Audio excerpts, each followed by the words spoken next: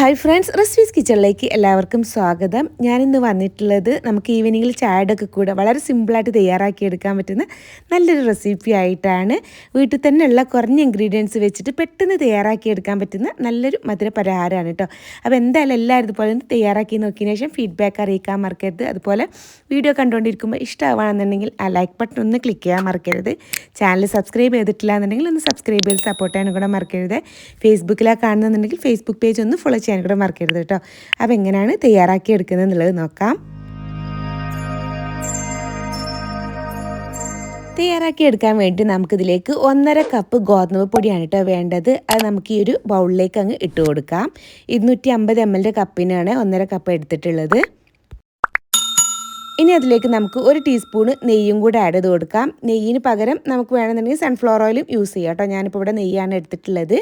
അതിൻ്റെ കൂടെ 1/2 ടീസ്പൂണിൻ്റെ അടുത്ത് കണ്ട് ഉപ്പും കൂടി ഇട്ട് കൊടുക്കുന്നുണ്ട്. പിന്നെ ഞാൻ 1 കപ്പിൻ്റെ അടുത്ത് കണ്ടിട്ട് ചൂടുവെള്ളമാണ് കേട്ടോ എടുത്തിട്ടുള്ളത്. അത്യാവശ്യം ചൂടുള്ള വെള്ളം തന്നെ നോക്കിയിട്ട് എടുക്കാം. നമുക്ക് അങ്ങനെ കയ്യിൽ കുഴച്ചെടുക്കാൻ പറ്റുന്ന രൂപത്തിലുള്ള കേട്ടോ. ഓവറായിട്ട് ചൂടല്ല, തിളപ്പിച്ചെടുക്കേണ്ട ആവശ്യമില്ല, എന്നാലും ചൂട് വേണമെന്നുണ്ട്. ആ ഒരു രീതിയിലുള്ള വെള്ളം നമ്മൾ എടുത്തിട്ട് കുറേശ്ശെ ഒഴിച്ചിട്ട് വേണം കുഴച്ചെടുക്കാൻ കേട്ടോ. ഒന്നിച്ചങ്ങ് ഒഴിച്ച് കൊടുക്കരുത്. ഇതുപോലെ ചെയ്തെടുക്കാം.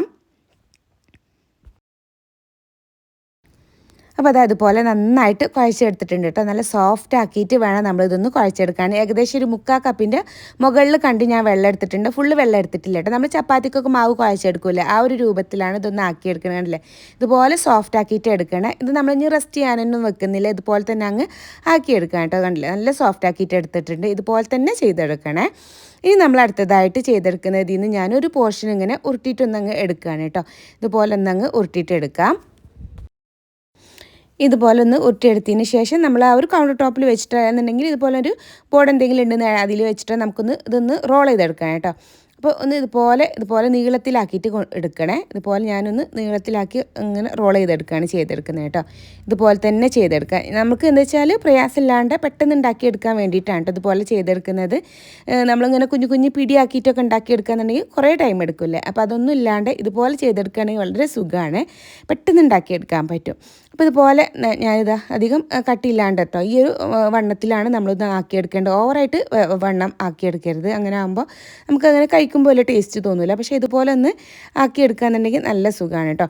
ഇനി ഇതുപോലെ ഇങ്ങനെ കട്ട് ചെയ്ത് കൊടുക്കുക. നമ്മളിങ്ങനെ ചെറിയ പീസാക്കിയിട്ട് ഇതുപോലെ വേണം ഒന്ന് കട്ട് ചെയ്തെടുക്കാൻ അല്ലേ. ഇതുപോലെ ഇങ്ങനെ കുഞ്ഞു പീസാക്കിയിട്ട് കട്ട് ചെയ്തെടുക്കാം. എല്ലാം ഇതുപോലെ കട്ട് ചെയ്തെടുക്കുക കേട്ടോ. ഒരു മീഡിയം സൈസിലാക്കിയിട്ട് വേണം കട്ട് ചെയ്തെടുക്കാൻ. ഞാൻ ലാസ്റ്റിൽ കാണിക്കാം അതൊന്ന് കട്ട് ചെയ്ത് കഴിഞ്ഞതിന് ശേഷം എത്രത്തോളം ഉണ്ട് അതിൻ്റെ സൈസ് എന്നുള്ളത് കേട്ടോ. അപ്പോൾ എല്ലാം ഇതുപോലെ അങ്ങ് കട്ട് ചെയ്തെടുത്താൽ മതിയേ.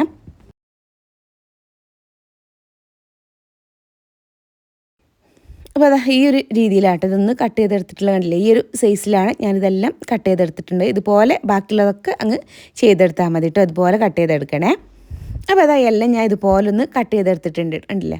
ഈ ഒരു ബൗളിൽ അത്യാവശ്യം ഒരു ബൗൾ നമ്മളിതുപോലെ ഉണ്ടാക്കിയെടുത്തിട്ടുണ്ട് കേട്ടോ. ഇനി നമ്മളിതൊന്ന് ആവിക്ക് വെച്ചിട്ടൊന്ന് വേവിച്ചെടുക്കണേ. അപ്പോൾ അതിനായിട്ട് ഞാൻ സ്റ്റീമറിൽ വെള്ളം വെച്ച് തിളപ്പിച്ചെടുത്തിട്ടുണ്ട് കേട്ടോ. ഇനി അതിലേക്ക് നമുക്ക് ഈ ഒരു പിടി ഉണ്ടാക്കി വെച്ചിട്ടുള്ളത് അങ്ങ് കൊട്ടിയിട്ട് കൊടുക്കാം. അത് പരസ്പരം അങ്ങ് ഒട്ടിയിട്ടൊന്നും നിൽക്കില്ല കേട്ടോ. നമ്മളങ്ങ് കൊട്ടി കൊടുത്താൽ മതി. ഇതുപോലെ അങ്ങ് തട്ടിയിട്ട് കൊടുക്കാം. എന്നിട്ട് എല്ലാം ഒന്ന് സ്പ്രെഡ് ചെയ്ത് കൊടുത്താൽ മതി. ഞാവിക്ക് വേവിച്ച് കഴിഞ്ഞാലും അതിങ്ങനെ ഒട്ടിയിട്ടൊന്നും നിൽക്കില്ല, വേറിട്ടിട്ട് തന്നെ കിട്ടും കേട്ടോ. ഇനി നമുക്കിത് അടച്ച് വെച്ചിട്ട് ഒരു 10 to 15 മിനിറ്റ് കേട്ടോ. അതിൻ്റെ ഇടയിലൊന്ന് ചെക്ക് ചെയ്ത് നോക്കാം കുക്കായിട്ട് വന്നിട്ടുണ്ടോ എന്നുള്ളത്. അത്രയും ടൈം മതി, അപ്പോഴേക്ക് തന്നെ അത് വേവായിട്ട് കിട്ടുക. ഇപ്പോൾ ഇത് ഒരു 10 മിനിറ്റ് ഒക്കെ ആയപ്പോഴേക്കും തന്നെ ഇത് കുക്കായിട്ട് വന്നിട്ടുണ്ട് കേട്ടോ നന്നായിട്ട്.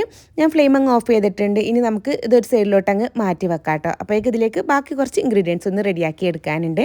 അപ്പോൾ അതിനായിട്ട് ഞാനിതാ ഒരു പാൻ ചൂടാക്കി എടുത്തിട്ടുണ്ട്. അതിലേക്ക് 1 ടീസ്പൂണ് നെയ്യാണ് കേട്ടോ ആഡ് ചെയ്ത് കൊടുത്തിട്ടുള്ളത്. ഇനി അതൊന്ന് ചൂടായിട്ട് വരുന്നതോട് കൂടിയിട്ട് അതിലേക്ക് നമുക്കിതാ 1 ടേബിൾ സ്പൂണ് കാഷ്യൂ ഒന്ന് കട്ട് ചെയ്തെടുത്തിട്ടുള്ളതാണ്, അതങ്ങ് ഇട്ട് കൊടുക്കാം. എന്നിട്ട് ഫസ്റ്റ് നമുക്കിതൊന്ന് റോസ്റ്റ് ചെയ്തെടുക്കണേ. അതൊന്നങ്ങ് റോസ്റ്റായിട്ട് വന്നാൽ പിന്നെ അതിലേക്ക് നമുക്ക് 1 ടേബിൾ സ്പൂൺ തന്നെ ഉണക്കമുന്തിരിയും കൂടി ഇട്ട് കൊടുക്കാം. എന്നിട്ട് ഒന്നങ്ങ് റോസ്റ്റ് ചെയ്തെടുക്കാം. അതൊന്ന് റോസ്റ്റായിട്ട് വന്നാൽ പിന്നെ അതിലേക്ക് നമുക്കൊരു 1/2 കപ്പ് തേങ്ങ ഒന്ന് ചിരവി എടുത്തിട്ടുള്ളതാണ് കേട്ടോ. അതങ്ങ് ഇട്ട് കൊടുക്കാം. നമ്മൾ എത്രത്തോളം ക്വാണ്ടിറ്റി ഉണ്ടാക്കി എടുക്കുന്നുണ്ട് അതിനനുസരിച്ചിട്ട് വേണ്ടതൊക്കെ ആഡ് ചെയ്ത് കൊടുക്കാൻ. എന്നിട്ട് ആ തേങ്ങ നന്നായിട്ടൊന്ന് റോസ്റ്റ് ചെയ്തെടുക്കട്ടെ. വല്ലാണ്ടങ്ങ് ഡ്രൈ ആക്കണ്ട, എന്നാലും ഒന്നങ്ങ് റോസ്റ്റ് ചെയ്തെടുക്കണേ.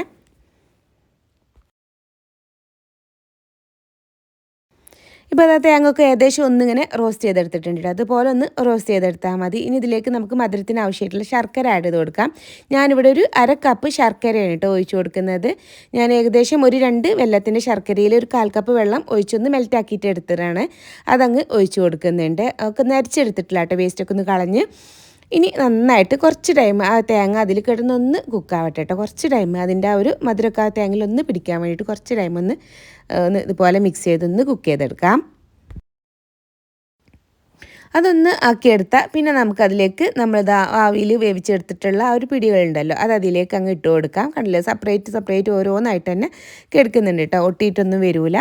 അത് നന്നായിട്ടൊന്ന് മിക്സ് ചെയ്ത് ഒരു 3-4 മിനിറ്റ് കിടന്ന് അതിലൊന്ന് കുക്കാവട്ടെ കേട്ടോ. ഒരു മീഡിയം ഫ്ലെയിമിൽ വെച്ചിട്ട് ഇതുപോലെ മിക്സ് ചെയ്ത് അങ്ങനെ കുക്ക് ചെയ്തെടുത്താൽ മതി. ആ മധുരമൊക്കെ ഒന്ന് അതിൽ പിടിക്കാൻ വേണ്ടിയിട്ടാണ് കേട്ടോ നമ്മൾ അങ്ങനെ ചെയ്തെടുക്കുന്നത്.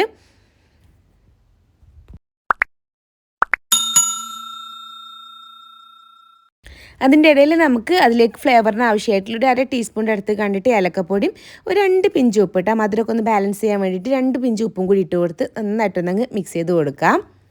എന്നിട്ട് കുറച്ച് ടൈമും കൂടെ അതിൽ കിടന്നൊന്ന് കുക്കാവട്ടെ അതെല്ലാം കൂടെ. അപ്പോൾ അതെല്ലാം കൂടെ കുറച്ച് ടൈം ഞാനൊന്ന് വേവിച്ചെടുത്തിട്ടുണ്ട് കേട്ടോ. ഇനി ഇതിലേക്ക് നമുക്ക് 1 കപ്പ് തേങ്ങാപ്പാൽ ഇട്ടോ, നല്ല കട്ടിയുള്ള തേങ്ങാപ്പാലാണ് എടുത്തിട്ടുള്ളത്, അതങ്ങ് ഒഴിച്ച് കൊടുക്കാം. എന്നിട്ട് നന്നായിട്ടൊന്നങ്ങ് മിക്സ് ചെയ്ത് കൊടുക്കാം കേട്ടോ.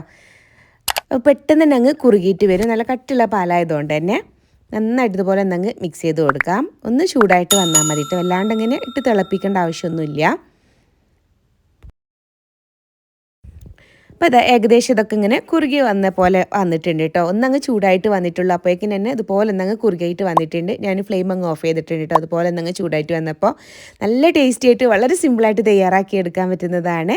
നമുക്ക് ഈവനിങ്ങിൽ ചായയുടെ കൂടെ അതുപോലെ എപ്പോഴെങ്കിലും ഒരു മധുരം കഴിക്കാനൊക്കെ തോന്നുന്ന ടൈമിലൊക്കെ ഉണ്ടാക്കിയെടുക്കാൻ പറ്റുന്ന നല്ലൊരു പലഹാരമാണ് കേട്ടോ. അപ്പോൾ എന്തായാലും എല്ലാവരും ഇതുപോലെ ഒന്ന് ട്രൈ ചെയ്ത് നോക്കിയ ശേഷം ഫീഡ്ബാക്ക് അറിയിക്കാൻ മറക്കരുത്. അപ്പോൾ ഇൻഷാ അല്ലാഹ് ഇനി മറ്റൊരു വീഡിയോ ആയിട്ട് വരുന്നവരേക്കും ബായ്, താങ്ക് യു, അസ്സലാമു അലൈക്കും.